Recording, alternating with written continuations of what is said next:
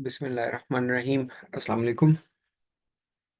आज की हमारी वीडियो बायोमैकेनिक्स के बारे में है और हम एक सीरीज ऑफ वीडियो शुरू कर रहे हैं जिसके अंदर हम बायोमैकेनिक्स के डिफरेंट बेसिक कॉन्सेप्ट्स को डिस्कस करेंगे और फिर उसके अलावा जो बायोमैकेनिक्स की implementation in different clinical aspect different clinical setups के अंदर है, इंशाल्लाह हम उनको भी डिस्कस करेंगे। सो इस प्लेलिस्ट को आप एक्सेस कर लेंगे और टाइम टू टाइम इसके अंदर इंशाल्लाह वीडियोस में डालता चला जाऊंगा, तो आप उससे इन लेक्चर को एक्सेस भी कर सकते हैं।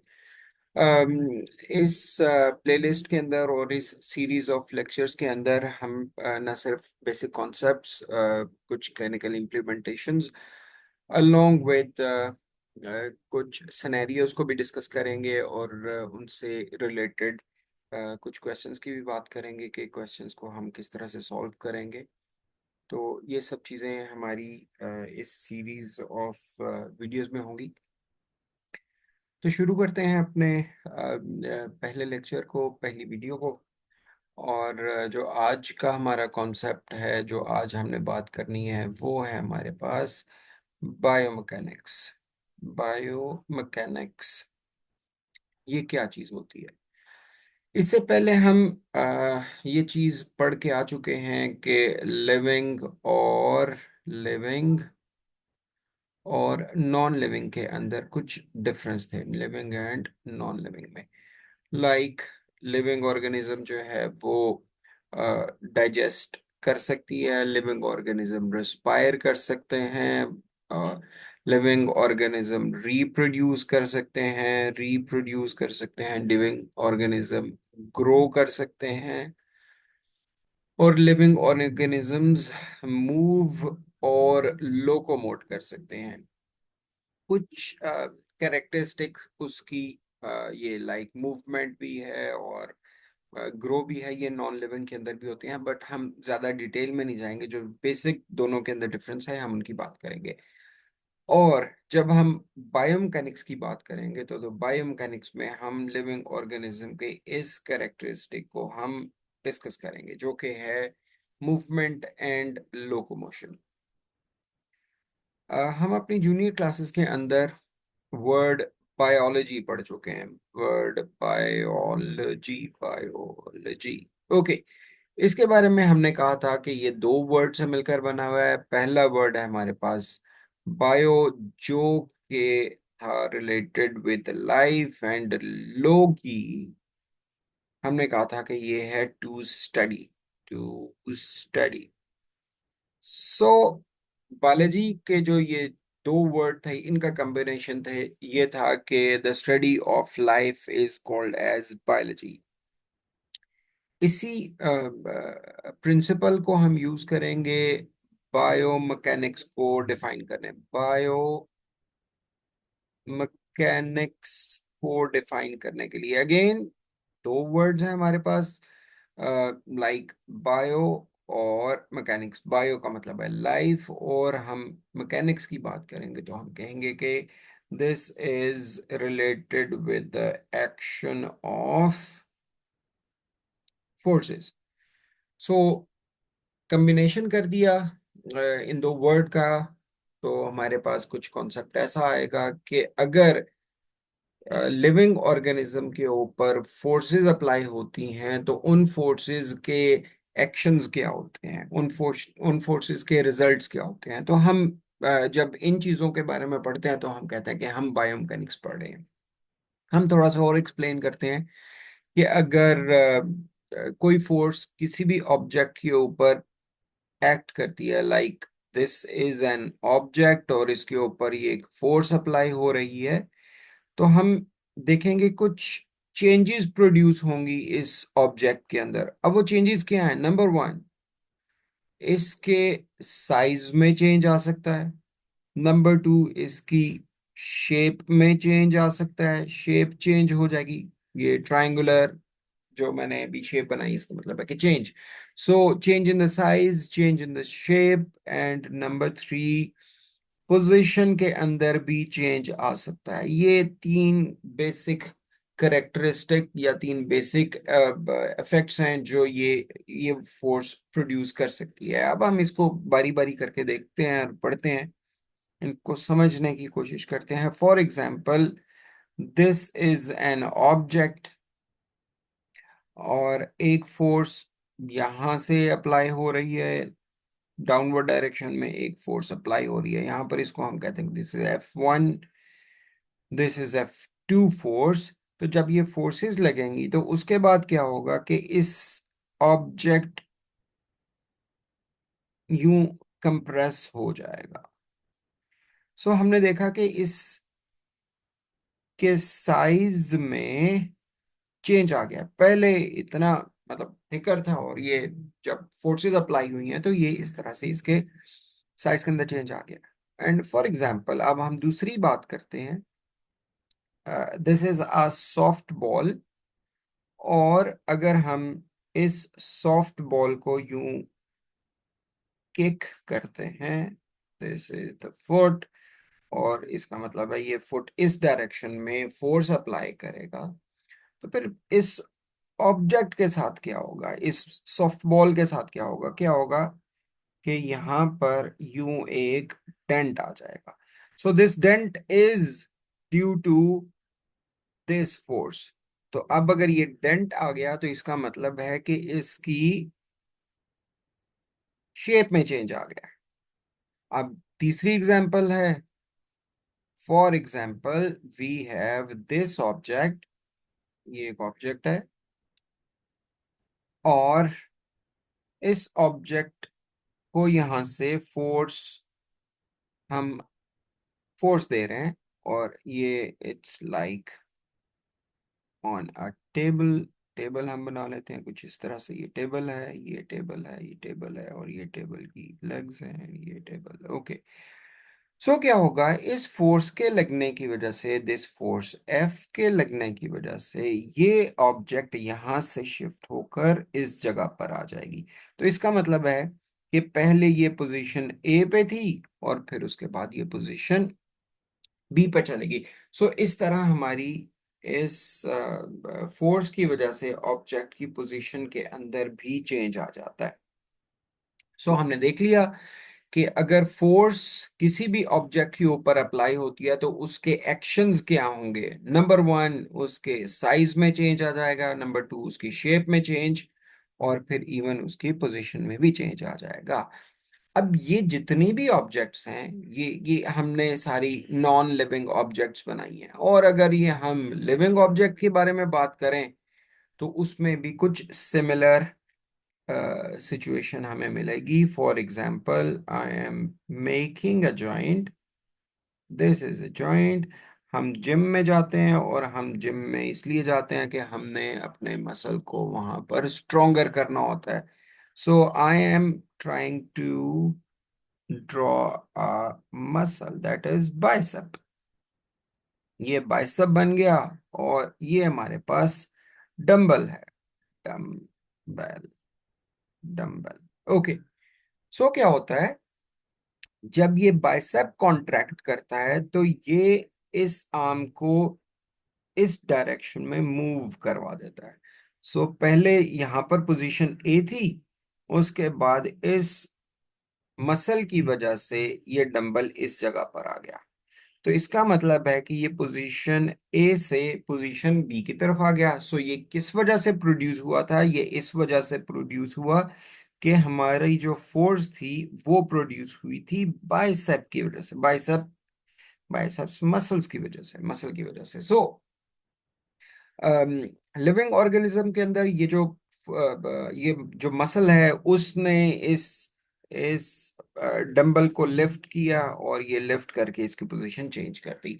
सो हमें एक कॉन्सेप्ट मिल गया। जो जो अभी तक हमने ये सारा कुछ स्टडी किया है, हमें ये कॉन्सेप्ट मिला है कि जब भी किसी लिविंग ऑर्गेनिज्म के ऊपर, ये जैसे लिविंग ऑर्गेनिज्म हमारे पास मोस्ट इंपॉर्टेंट इज ह्यूमन, तो जब ह्यूमन के ऊपर जब फोर्स अप्लाई होती है, तो इस फोर्स की वजह से जो जो एक्शंस प्रोड्यूस होंगे, जो जो इफेक्ट्स आएंगे, हम जब उनको स्टडी करेंगे तो वो हमारे पास बायोमैकेनिक्स में आ जाएंगे। अब हम आगे चलते हैं, अगली बात करते हैं कि अब हम इसको हम थोड़ा ऊपर कर लेते हैं। ओके, नाउ अब जब हमने बात की है कि हम जब बायोमैकेनिक्स पढ़ते हैं तो हम एक्शन ऑफ फोर्सेस की बात करते हैं। कुछ मैकेनिक्स के प्रिंसिपल्स हैं और उन प्रिंसिपल्स को जब हम ह्यूमन ऑब्जेक्ट के ऊपर अप्लाई करते हैं, क्यों अप्लाई करते हैं, हमने उसके स्ट्रक्चर को पढ़ना होता है, हमने उसके फंक्शन को पढ़ना होता है, किसके, ह्यूमन के। सो जब भी हम बायोमैकेनिक्स पढ़ते हैं तो हम बेसिकली मैकेनिकल प्रिंसिपल को अप्लाई करते हैं लिविंग ऑर्गेनिज्म के ऊपर। लिविंग ऑर्गेनिज्म के अंदर हमारे पास ह्यूमन है, ताकि हम उसके स्ट्रक्चर और फंक्शन को पढ़ सकें। अब हम बात करते हैं फोर्स की। हमारे पास ह्यूमन बॉडी के ऊपर दो तरह की फोर्सेस अप्लाई होती हैं। एक हमारे पास इंटरनल फोर्स है, इंटरनल फोर्स, और दूसरी हमारे पास है external force. Second is external force. पहले हम बात कर लेते हैं एक्सटर्नल की। The most important force which is acted upon the human being is force of gravity. यही फोर्स ऑफ ग्रेविटी है जिसमें मोस्ट ऑफ द टाइम आपके मसल्स को काम करना पड़ता है। और जो मसल्स इस ग्रेविटी के अगेंस्ट काम करते हैं, हम उनको कहते हैं कि they are anti gravity muscle, anti gravity muscles. So external force में सबसे इंपॉर्टेंट है आपके पास ग्रेविटी, और दूसरे नंबर पे एक और एक्सटर्नल फोर्स है, वो है आपके पास फिजिकल थेरेपिस्ट की फोर्स। फिजिकल थेरेपिस्ट की फोर्स, ये भी आपके पास एक्सटर्नल फोर्स है। अब हम बात करते हैं इंटरनल फोर्सेस की।